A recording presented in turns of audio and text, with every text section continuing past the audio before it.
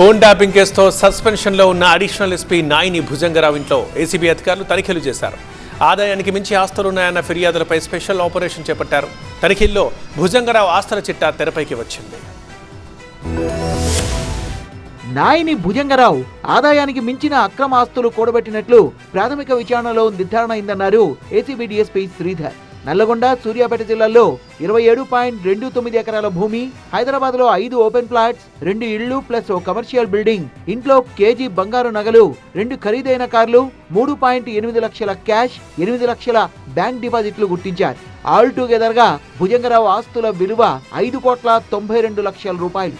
Market value ప్రకారం చూస్తే ఆస్తుల విలువ ఇంతకు 10 రెట్లకు పైగానే ఉంటుంది అన్నది ఏసీబీ మాట. తనిఖీల్లో భుజంగరావు ఇంట్లో 29 ఖరీదైన మద్యం సీసాలు కూడా గుర్తించిన ఏసీబీ అధికారులు ఎక్సైజ్ శాఖకు సమాచారం అందించారు.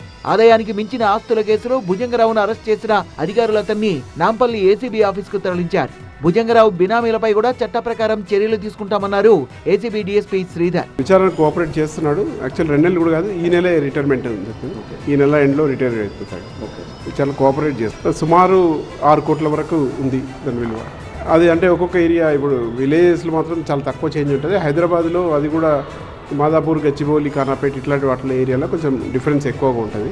మనం మాత్రం ఇప్పటివరకు వాల్యూ 6 crores, అరౌండ్ 6 crores అనేది చెప్పాను. ఫోన్ ట్యాపింగ్ కేసులో విచారణ ఎదుర్కొంటున్న భుజంగరావు ప్రస్తుతం సస్పెన్షన్ లో ఉన్నారు.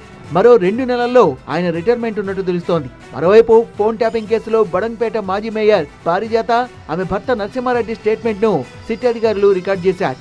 మహేశ్వరంలో తమ ఎదుగుదలను ఓర్వలేక తమ ఫోన్లు ట్యాపింగ్ చేశారన్నారు పారిజాత. ఇప్పుడు తెలుస్తుంది మా మీద నిఘా పెట్టి మేము ఎటెళ్తున్నాము, ఏం చేస్తున్నాము, మేము ఎక్కడున్నాము, ఎవరితో మాట్లాడుతున్నాము అనేది మొత్తం మా గురించి తెలుసుకొని మా పైన ఐటీ రైడ్స్ చేయించడం కూడా వాళ్ళ పాత్ర ఉందేమో అని నాకు ఇప్పుడు అనుమానం వస్తుంది. ఫోన్ ట్యాపింగ్ కేసులో విచారణకు రావాలని జూబ్లీహిల్స్ బీజేపీ నేత లంకల దీపక్ రెడ్డికి నోటీసులు ఇచ్చారు. పంజగుట్ట పిఎస్ లో నమోదైన కేసులో సాక్షిగా లంకల దీపక్ రెడ్డి స్టేట్మెంట్ రికార్డ్ చేయనున్నారు.